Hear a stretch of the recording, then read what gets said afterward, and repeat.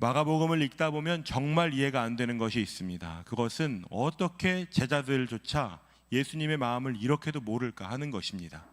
예수님과 함께 살았고 예수님이 먹이신 오병이어 5천 명이 먹고도 12강주리가 남았다고. 그 중에 제자들 중에서는 무리를 걸어오시는 예수님도 보았고, 변화산에서 모습이 변화하신 예수님도 본 제자들이 있고, 예수님을 만나서 수많은 사람들의 삶이 변화하고 그들이 예수님을 따르는데 정작 예수님이 직접 뽑으신 제자들은 예수님의 마음을 그렇게도 모를 수 있을까 하는 점입니다.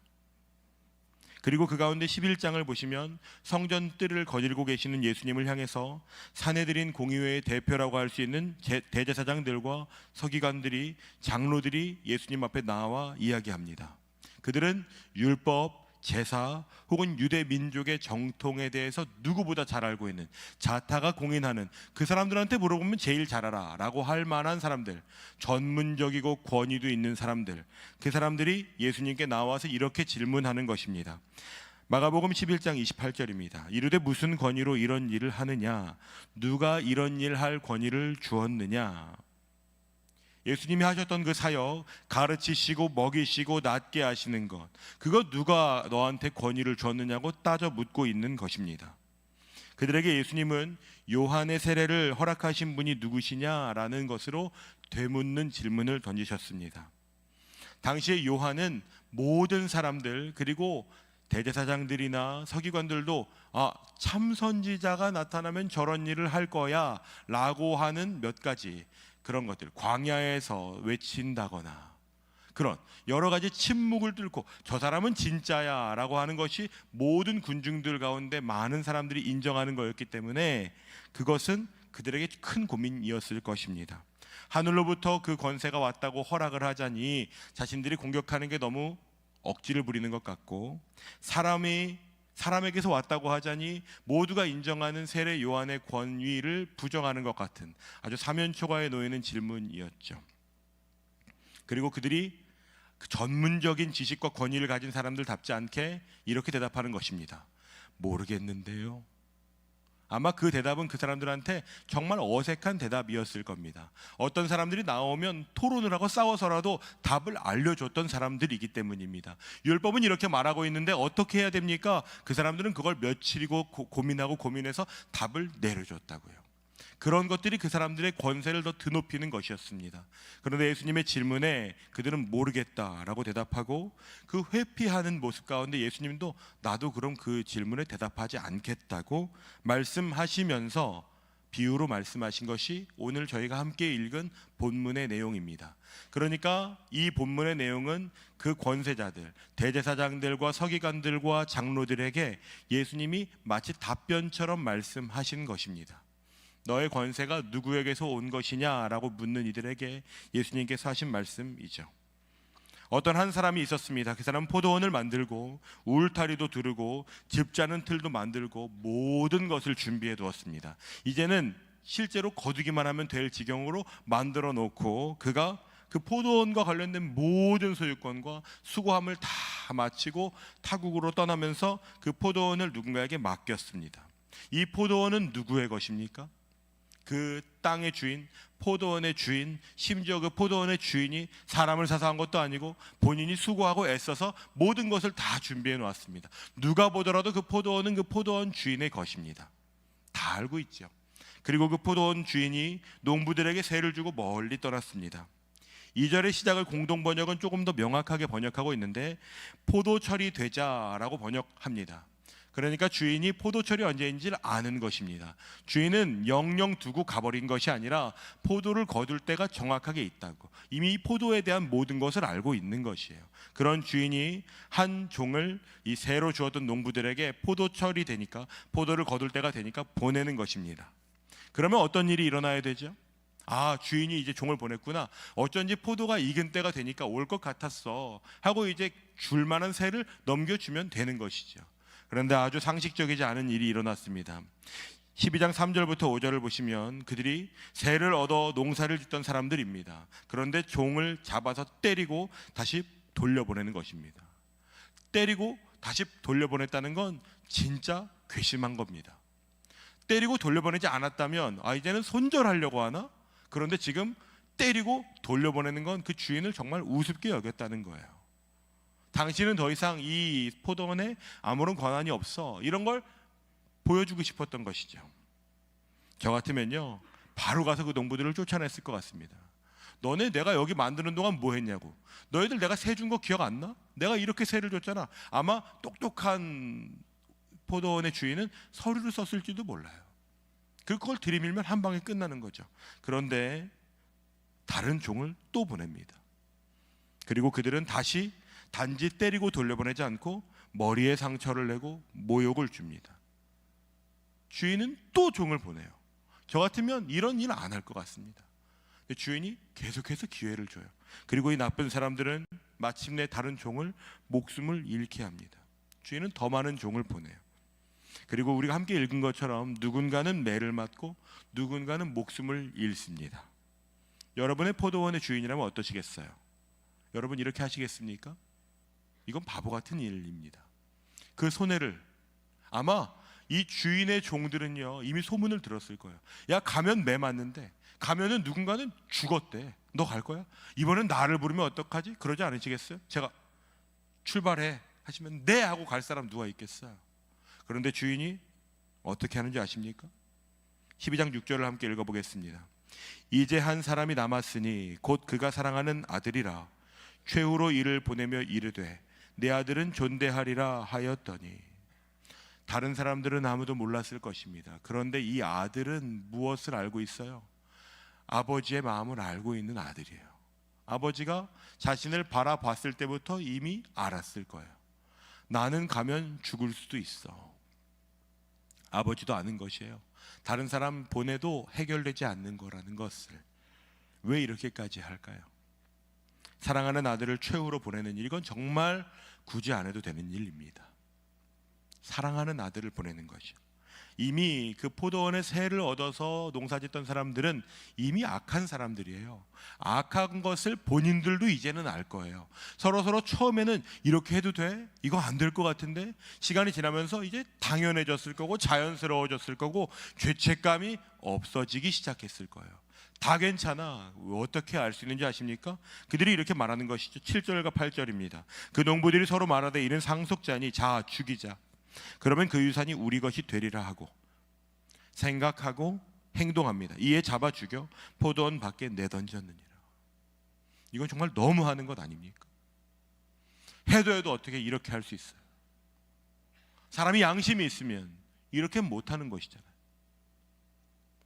그런데 포도원 주인의 그 상속자가 될 사람을 씨를 말하죠. 여러분, 그런다고 해서 포도원이 자기의 것이 되는 것입니까? 그런 것은 아닙니다. 그런데 지금 그들이 그렇게 하고 있어요. 이것이 예수님께서 당시의 권세자들에게 하신 말씀, 비유입니다. 수많은 종교 지도자들이 예수님 앞에 몰려들어와서 상상해 보시겠습니까? 엄청난 로브를 입고 그 권세를 상징하는 옷을 입고 수많은 사람들의 지지를 등에 업은 채 많은 사람들이 예수님 앞에 나와서 묻는 것입니다. 당신의 권세가 누구의 것입니까? 그리고 예수님께서 이렇게 말씀하시는 것이죠. 9절 말씀 함께 읽어보겠습니다. 포도원 주인이 어떻게 하겠느냐? 와서 그 농부들을 진멸하고 포도원을 다른 사람들에게 주리라. 여러분, 포도원 주인은 참을성이 없는 사람이 아닙니다. 이 정도로 참지 않아도 되는 정도. 아마 주변 포도원 주인의 다른 지인들에게 저 사람은 멍청한 사람이야 라고 이야기를 들었을지도 모릅니다. 그러니까 이 사람을 비난할 수가 없죠. 그런데도 그 아들을 죽인 그들을 향해 결국은 진멸하고 포도원을 다른 사람들에게 줄 것이라고 믿어주고 기다려주고, 그런데 그것이 영원하지 않을 것이야 라고 말하고 계시는 것입니다. 예수님께서 10절부터 하신 말씀은 시편 118편의 말씀을 그대로 인용하신 것입니다. 원어를 그대로 해석하면 이렇게 말씀하시는 것입니다. 너희는 이 성경 구절을 읽어보지도 못했느냐? 라고 외치시는 것이에요. 그들이 누구라고요? 종교 지도자들이라고요. 성경이 뭐라고 말하는지, 하나님의 말씀이 무엇인지, 율법이 무엇을 말하는지를 가장 잘 아는 사람들. 성경을 읽었으면 얼마나 많이 읽었고, 그들이 성경을 말하러 가면 아마 외워서 줄줄 얘기할 거예요. 레위기 외워보십시오 하면 한 방에 외울 수 있는 사람들이 이거라고요. 그런 사람들 앞에 너희들 그거 읽어보지도 않았느냐고 꾸짖으시는 것입니다. 시편 118편 22절에 이렇게 기록하고 있습니다. 건축자가 버린 덜이 집 모퉁이의 머릿돌이 되었나니 이는 여호와께서 행하신 것이요 우리 눈에 기이한 바로다. 건축자들은 돌을 선별합니다. 이 돌은 쓸만해, 이 돌은 쓸만하지 않아. 그리고 그것을 버리는 건 그들에게는 자연스러운 일이에요. 이건 버리는 게 죄가 아닙니다. 그 건물이 더 잘 지어지기 위해서. 그런데 그들이 하찮게 여긴 그것을 통해서 오히려 건물의 가장 중요한 머릿돌이 되는 역할을 하게 될 것이라고. 너희가 전문적이라고, 너희가 잘 안다고 착각하지 마. 건축자들이 돌을 버릴 때는 확실한 것을 버리는 것입니다. 그런데 그들이 잘한다고 생각했던, 율법을 잘한다고 생각했던 사람들이 율법을 알지 못하고 하나님의 마음을 알지 못하고 예수님의 권세가 어디에서 왔는지 알지 못하는 것을 지금 명확하게 지적하고 계시는 것입니다. 이 돌은 해석에 따라 누군가는 모퉁이 돌, 누군가는 당시 건축 양식에 따라서 건물 꼭대기층 모퉁이에 있는 큰 돌로, 이미지를 보시면 이러한 돌입니다. 그 건물의 마지막을 잇는 중심에, 가장 빛나는 곳에, 유럽에 가시면 저렇게 장식이 되어 있는 곳들도 있습니다. 멋있게 금색 칠을 하거나 그러한 돌로 아마 가장 주목받고 그 돌을 딱 얹으면서 우리 건축이 끝났어 라고 여겼을 것이에요. 많은 사람들이 이겼다고 생각했겠지만, 끝났다고 여겼겠지만, 이것을 통해 예수님의 굴욕을 줬고 예수님이 더 이상 아무것도 하지 못할 거야 라고 여겼겠지만, 예수님 그걸 반드시 역전시키실 것이라는 것을 말씀하고 계십니다. 예수님 앞에서 이야기를 듣던 사람들은 직감했을 것입니다. 아, 이 비유가 나와 우리와 관계된 것이구나. 하나님 지금 우리 얘기를, 예수님께서 우리들을 지적하고 계시는 것이구나. 이 비유가 내 이야기구나 라는 것을 직감했을 것이에요. 어떤 역전을 일으키려고 하시는 거지? 우리를 이 종교적인 권세와 능력에서 끌어내릴 건가? 그런 역전은 절대로 일어나지 못하게 해야지 라고 마음먹고 예수님을 잡아 죽이고 싶었을 겁니다. 그 역전의 가능성을, 일말의 가능성도 남겨두지 않으려고요. 요즘 아시안컵 보는 재미에 밤잠을 못 이루고 계시죠? 역전이라는 건 여러분 끝날 때까지 모르는 것 아닙니까? 그래서 막 조마조마하면서 보잖아요. 화가 나요. 제발 전반전에 이겨줘. 여러분, 역전이 일어난다는 것은 두려운 것이에요. 예수님이 지금 말씀하시는 것이 너희들이 옳은 것 같고, 너희들이 그 종교적인 권세를 가지고 다 이긴 것 같고, 너희의 세상이 올 것 같지만 그렇지 않다라고 말씀하시는 것이죠. 이것은 이분들에게 굉장한 불안감이었을 겁니다. 어떠한 일을 하려고 하는 거야? 절대로 바뀌지 않는, 적어도 이전 400여 년 동안 대제사장과 서기관들과 장로들의 권한은 점점 강화됐을 것입니다. 그들이 하는 말은 거의 하나님의 말처럼 들렸을 거예요. 그들이 하는 말은 진리처럼 여겨졌을 것입니다. 수많은 사람들이 그들의 말에 박수치고 맞습니다, 역시 지혜로우세요 라고 얘기했을 거예요. 성경에 보면 장로들의 전통이라는 말이 나옵니다. 그건 하나님이 정하신 것 아닙니다. 장로들이 모여서 정하고 이게 옳은 것이라고 합시다 하면 사람들이 그걸 따라야 했다고요. 성전에서 세금을 걷고 예수님께서 그 상을 다 뒤엎으실 때 여러분 아십니까? 그거 장로들이 허락해 준 겁니다. 각자 자기가 살던 곳에서부터 재물을 가지고 오는 거 번거롭구나. 번거롭네. 좀 가까운데 해줄게. 여기 흠이 있는데 안 보이게 옷 입혀줄게. 장로들, 대제사장, 서기관들이 그런 일을 했다고요. 그래도 괜찮았다고요. 그 사람들의 권세가 절대로 망하지 않을 것 같은 그 권세를 역전시키겠다고 하니까 아주 곤란했을 것입니다. 오늘 이 말씀을 듣는 저와 여러분은 이 비유가 무엇을 말하는지, 그리고 당시에 이 말씀을 듣던 사람들도 이 비유가 뭘 말하시는지 직감적으로 알았을 겁니다. 포도원의 주인은 하나님을 뜻하겠죠. 하나님께서 온 세상을 만드셨고 모든 것을 창조하셨고 우리가 누리는 모든 것을 만드신 분이십니다. 그 주인이 보냈던 종들은 아마도 구약에 등장했던 수많은 하나님의 사람들, 모세와 선지자들, 엘리야나 에스겔이나 이런 사람들, 하나님의 말씀이 무엇을 말하는지, 지금 무엇을 바라야 하는지와 같은 그 외에도 수많은 하나님의 사람들, 그 사람들을 의미할 것입니다. 농부로 비유된 사람들은 아마 이스라엘 백성들이겠죠. 이스라엘 백성들은 정말 마음 먹고 하나님을 업신여겼습니다. 하나님이 하시는 말씀을 콧방귀를 꼈어요. 하나님의 말씀을 등지면서 우상 숭배하고 제사를 지내는 사람들이었습니다. 하나님을 따르는 정반대의 길을 갔습니다. 이스라엘 백성들에게 너희는 그 땅에 들어가면 이방 백성들과 통혼하지 말고 우상 숭배하지 마라고 하나님이 명확하게 말씀하셨는데 이스라엘 백성들이 그것만 골라서 합니다. 그런 것이 바로 이스라엘 백성들, 지금 자신들의 조상이라고 하는 그 사람들이 하던 짓이에요. 그 중에서도 유대 지도자들은 역사와 전통적으로 하나님의 사람들을 핍박하거나 비웃거나, 대제사장들도 마찬가지입니다. 나중에 기회가 되시면 말라기서를 한번 펼쳐서 보십시오. 하나님의 이름을 멸시하는 대제사장들, 제사장들, 백성들이 등장합니다. 말라기서 이후에 400년 동안 그들은 정말 더 하나님의 이름을 멸시하고 우습게 하고 우상들과 가증한 제물들, 그런 것들을 얼마나 하나님 앞에 가지고 왔는지 모릅니다. 제도를 만들고 율법을 해석하고 이게 맞는 거라고 우기고, 자신들이 원하는 메시아의 이미지도 그렸을 거예요. 그래서 이러한 메시아가 우리의 지도자가 되면 좋겠어라고 하는 기대가 있었을 겁니다. 그리고 예수님은 그런 기대랑 좀 달랐을 거예요.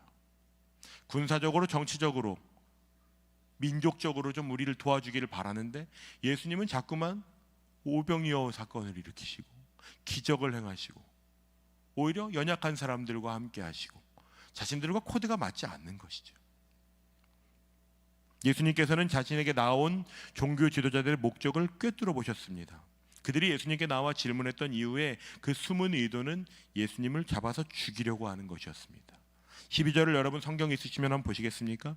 자기들을 가리켜 말씀하심인 줄 알고, 마음 안에 이미 그런 마음들이 있었고 예수님이 지금 그 마음의 정곡을 탁 찝으신 것이죠. 너희의 동기가 이거지? 그게 어떻게 알았지? 그런 생각을 하는 것입니다. 그래서 그들이 얼마나 비겁한 결정을 하는지 아십니까? 그것은 예수를 버려두고 가는 것입니다. 예수님의 가르침을 들었습니다. 너희의 조상들이 그런 일을 행했고 너희도 그런 일을 행하고 있어. 나를 누가 보내셨는지 너희들이 몰라? 유대인들이 자신들을 구원할 메시아라고 생각하는 몇 가지의 조건이 있습니다.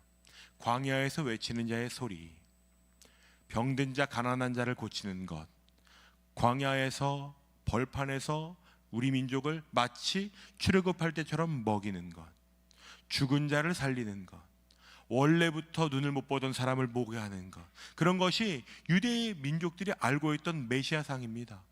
예수님이 그 모든 것을 안 보이신 것이 아닙니다. 그런데도 인정하고 싶지가 않은 것이죠. 내가 누리고 있는 거, 내 거, 그거 뺏기면 어떡하지? 그런 생각들이 있는 것이에요. 예수님이 이 말씀을 들었다면 그들이 내려야 하는 결정은 이런 겁니다. 예수님 앞에 머물러 있는 것이에요. 우물쭈물하더라도, 민망스럽더라도, 지금 내가 다 내 속을 다 들킨 것 같고 내 속내가 다 까발려진 것 같아도 예수님 앞에 머무는 것이에요. 조금 더 적극적으로 무릎을 꿇는 것이에요. 더 사과하는 거죠. 죄송합니다. 제가 몰랐습니다.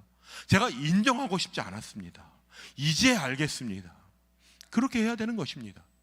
그런데 지금 그 사람들이 내리는 결정은 사람들의 시선을 신경 쓰며 예수님을 그대로 두고 떠나가는 것이었습니다. 예수님께서 그것을 직접 말씀해 주셨는데도 하나님의 마음도, 하나님의 계획도, 하나님의 역사하심도 모른 채로 그들이 하는 건 지금 두 가지입니다. 하나는 종교생활, 하나는 이익을 창출하는 것입니다. 사랑하는 여러분, 혹시 여러분도 그러한 종교를 믿고 계시지 않습니까? 그것은 예수님을 믿는 것이 아닙니다. 여러분의 종교심을 채우는 것이 우리가 예수를 믿는 목적이 아닙니다. 불자들도 4월 초파일이 되면 절에 갑니다. 천주교 신자들도 일상은 그렇게 살지 않아도 미사를 드릴 때 경건한 마음을 가지며 드릴 때도 있습니다. 그 외에 수많은 종교들도 기도라는 걸 합니다. 간절하게 합니다.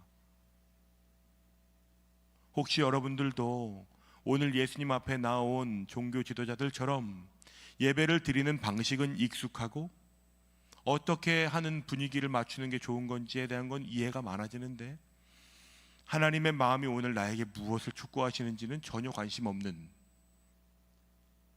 예배를 드리기 전과 후에 내 마음에 한치도 변화가 없는,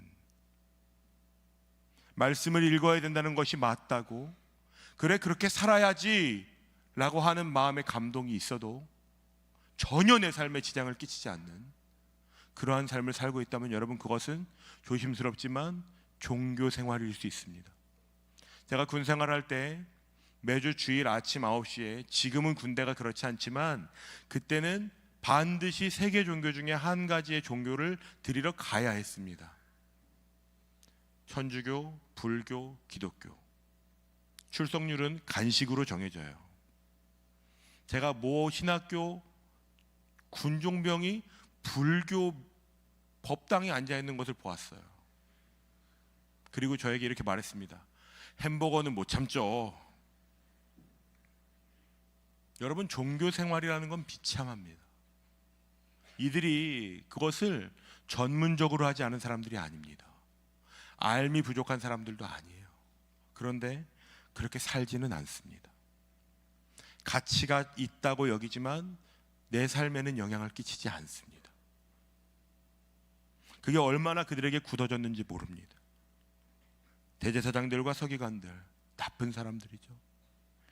예수님의 가르침을 듣고도 율법과 전통을 잘 아는 사람들이 13절 여러분 눈으로 한번 보시겠습니까? 예수님의 말씀을 책 잡으려고요, 자신들과 정치적인 의견도 다른 바리새인들과 헤롯 땅까지 다 데리고 와서 예수님을 잡아 죽이려고 여론을 만들고 정치화하고 곤란하게 하려고 애를 씁니다. 여러분은 혹시 어떻게 살아가고 계십니까? 마가복음 속에 그 예수님의 마음을 모르는 제자들처럼 예수님의 마음은 십자가를 향해 나아가고 계시는데 아무리 들어도 그것이 내 삶에 아무런 영향을 끼치지 않는 삶을 살아가고 계시지는 않습니까? 시간만 누적된다고 다가 아닙니다. 예수님의 제자라고 생각하고 같이 다닌다고 하면서 내가 매주마다 예배 드린다고 하면서 정작 예수님의 마음이 내 삶에 영향을 끼치지 않는다면 여러분의 무릎을 치고 일어나셔야 됩니다. 억울해 하셔야 합니다.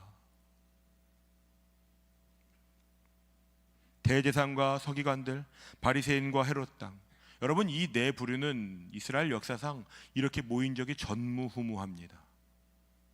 근데 그들이 모두 모여가지고 예수님의 말씀을 듣고 뒷걸음질 쳐요. 세상의 시선이 여전히 두렵습니다. 내가 가진 것을 잃어버릴까 봐 두렵습니다. 혹시 여러분들은 그렇게 살아가고 계시지는 않습니까? 언제까지 여러분 그 나지막한 울타리 앞에서 머뭇머뭇거리시겠습니까? 뒷걸음질 치시겠습니까? 예수 믿는 것을 적당히 믿으면 편안합니다. 그런데 그렇게 믿으면 이렇게 됩니다. 말씀이 무엇을 말씀하셔도 전혀 변화가 일어나지 않는, 내 뜻과 달라? 그럼 잡아서 죽여야지. 수많은 사람들이 따른다고? 우리 대신? 그럼 가만히 두지 않는 것입니다. 혹시 여러분이 오늘 비유 속에서 포도원에 새를 얻어 살아가는 농부들처럼 살아가고 계시지는 않습니까? 여러분 이 땅에 태어나실 때 하나님이 여러분에게 주시지 않은 것이 무엇이 있습니까? 우리가 누리는 것 가운데 하나님이 허락하시지 않으면 누릴 수 있는 것이 아무것도 없습니다. 우리는 영원할 것이라고 생각하면서 살아가지만 내일 내 호흡이 붙어 있을 것이라는 것을 아무도 장담할 수 없습니다. 그런데 우리는 하나님께서 내게 주신 것을 내 것이라고 우기면서 삽니다. MZ세대는 그래도 된다고요. 여러분 속지 마십시오. 하나님은 우리를 MZ세대로 창조하시지 않았습니다. 하나님은 우리를 하나님의 형상에 따라 창조하셨습니다. 그래서 여러분의 마음에는 영적인 갈망이 있고 도덕적인 불편함이 있는 것입니다. 이렇게 하면 안 될 것 같은데, 이렇게는 살면 안 될 것 같. 그런데 여러분 지난 한 달 돌아보십시오. 그 가운데 괴로워도 그대로 살면 한 달이 지나갑니다. 아무도 나에게 말해주지 않습니다. 교회 학교 다닐 때는 선생님들이 옆에 붙어서 큰 소리로 찬양해, 기도 시간에 눈 감아야지, 율동은 크게 해야지 알려준다고요. 여러분 청년이 되면 그것 누가 말해주기 조심스럽습니다. 말해주면 사이가 불편해지고 어색해져요. 그러니까 얘기 잘 안 하려고 합니다. 여러분 누군가가 우리에게 그런 얘기를 해줄 수 있다면 감사해 하십시오.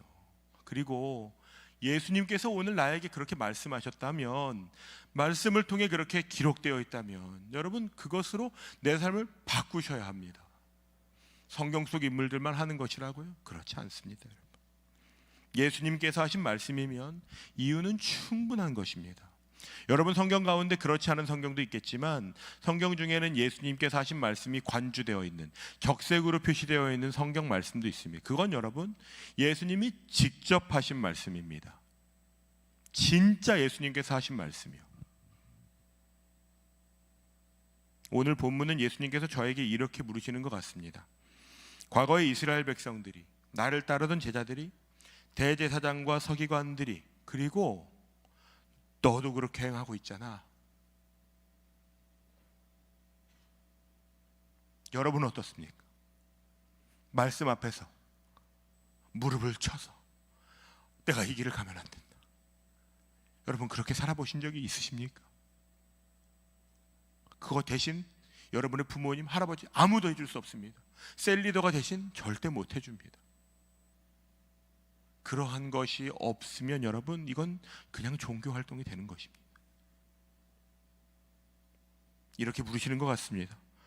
너가 그 포도원의 새를 얻어 사는 농부잖아. 여러분 중에 누가 나는 아니라고 그렇게 말씀하실 수 있습니까? 찬양의 가사 중에 이런 찬양의 가사가 있습니다. 내가 예수를 못 박았습니다. 아무도 아니라고 말하지만 누군가는 오늘도 예수를 못 받고 있습니다. 제 삶을 보면 제가 그거 가장 앞장서서 하고 있는 것 같습니다. 무엇이 옳은지를 몰라서는 아닙니다. 그런데 그렇게 살지 않습니다. 감정이 드는 대로 살고, 좀 옳다 싶으면 그거 열심히 하고, 잘 동기부여 안 되면 죽어도 안 하고 싶어 합니다.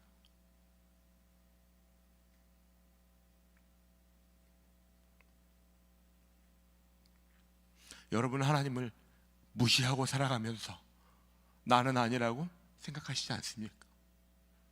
하나님이 바보가 아니십니다. 우리가 어떤 짓을 하며 사는지 몰라서 가만두시는 것이 아닙니다. 한 번 더 이렇게 하면 어떨까? 속아볼까? 혹시 이런 은혜를 주면 나에게 돌아오지 않을까? 하나님이 날마다 그것을 우리에게 주시는 것이 여러분이 하루하루 살아가고 있는 삶입니다. 그런데 우리는 그것을 너무 쉽고 가볍게, 값어치 없게 여길 때가 많이 있습니다. 죄를 더 사랑하고, 세상을 훨씬 사랑하고, 사람들의 시선이 훨씬 중요합니다.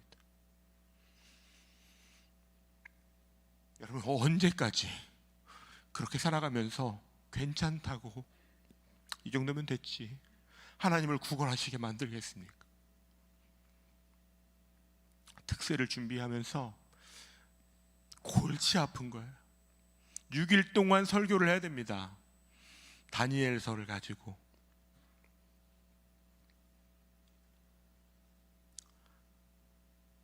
제 삶이 좀 바뀌기를 바라는 마음으로 준비하고 있습니다. 여러분들, 다니엘이 사람이 아니었습니까? 다니엘이 바보입니까? 그런데 그렇게 살아가는 사람들이 있었다고요.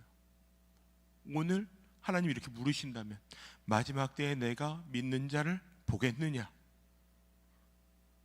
아무도 손 못 들어도 오늘 저와 함께 예배하는 여러분들이, 주님 제가 여기 있습니다. 여전히 제가 어리숙하고 어색하고 민망스럽고 제 이 정도밖에 안 되는데 괜찮으시냐고, 그래도 제가 주님 앞에 머물러 보겠습니다. 주님, 제가 그런 사람이었다는 것을 이제 알겠습니다. 오늘 여러분 이 말씀 앞에 어떤 반응으로 나아가시겠습니까?